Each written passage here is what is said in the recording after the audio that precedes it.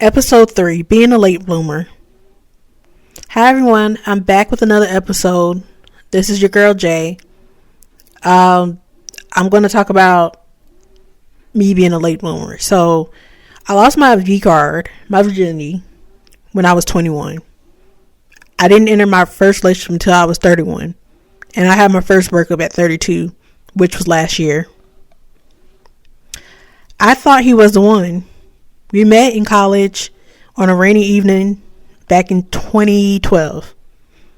We were both coming out of the university library, and I didn't have an umbrella, so I'll call him Nate, offered to share his umbrella with me. We exchanged numbers and got to talking, but never really became anything because I was not into him at that time. But he was into me. And I ended up falling for my neighbor, I'll call him Chris, and lose my virginity to Chris. But that didn't go anywhere beyond a couple times of sex. Chris didn't want to be with a big girl. So for him, it was just a sexual thing. It wasn't anything more than that.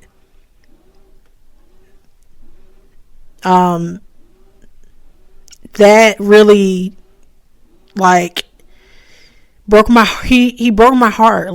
That was my first real heartbreak. Now that I think about it, in hindsight, it wasn't really as serious as being in a relationship with somebody and losing that person. I've gone through a breakup now, and I realized that is real. But what I went through with Chris, that wasn't real. But it took 8 years to get over him.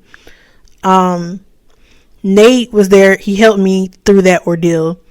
I was heartbroken for a very long time, and Nate would call me up and we would talk from time to time.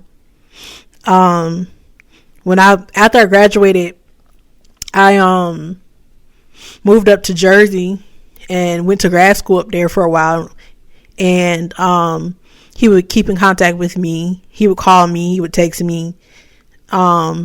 Just to check on me, make sure I was doing okay. Because I really wasn't. I was very depressed. I was probably, I would have to say, I'm the most depressed bitch, that I know. Maybe, I know there's probably people who are way more depressed than I am out there. But I just feel like, all my life, I've been pretty much depressed. I've been a depressed bitch. I was depressed in college. I was depressed after college. I was depressed most of my young adult life. So but he was there. Nate was there. He was my support system. He got me through that. He helped me get through that. Then fast forward 9 years after college and everything, I ended up dealing with the most traumatic experience of my life. And who's there to comfort me in my time of need again? Nate. And I'll get into that story more in another episode. But I would just say briefly, I was in the hospital because of my mental health. And I will get more into depth with that in another episode. But Nate was there. I called him during that time when I was in the hospital, and he was there to comfort me. And after that, that's when I really realized he was someone that I just didn't want to be friends with, but something more. So I video called him one night after I got out of the hospital and everything. It was a couple of months later. And I asked him, did he still feel the same way about me that he did in college?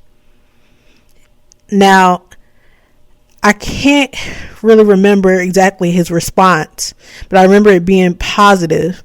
And the next day he texted me in so many words, did I want to be with him? And I said yes. And he said we should take things slow and see how things progress. So we didn't make anything official right off. It actually took about a year before he asked me to be his girlfriend. That was back in, when we were official, it was 2023. So we were together for a year and 3 months before he dumped me. He dumped me August of 2024.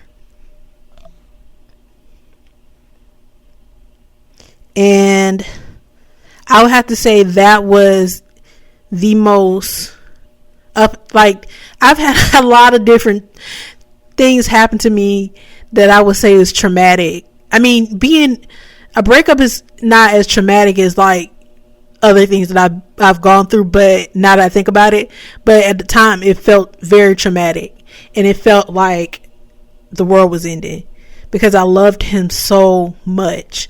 And we didn't start out being together. We started out as good friends, and that bond that we had over time just, excelled, and it turned into a relationship. And like, I was even thinking about marriage, like with him.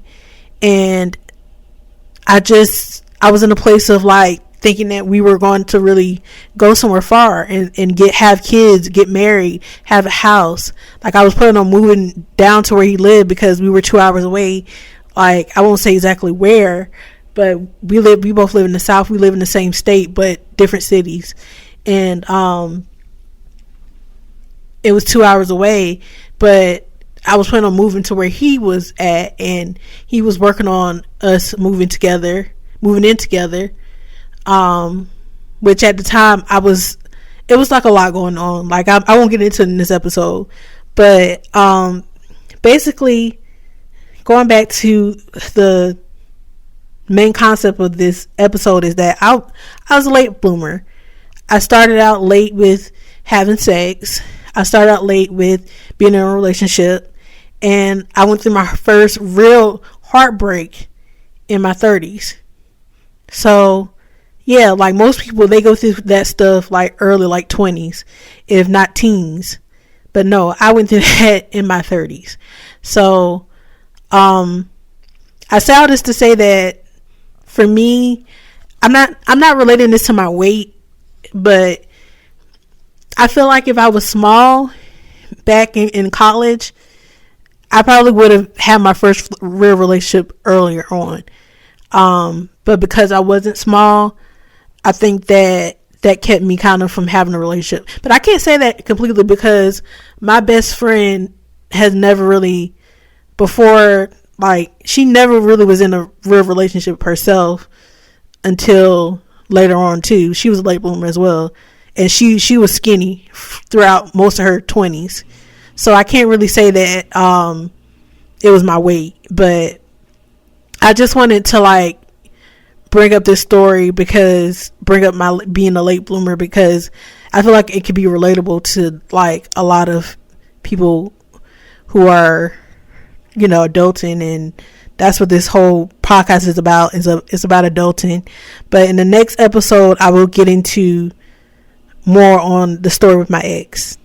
So thank you guys for listening. Like, comment, subscribe. Thanks. Bye.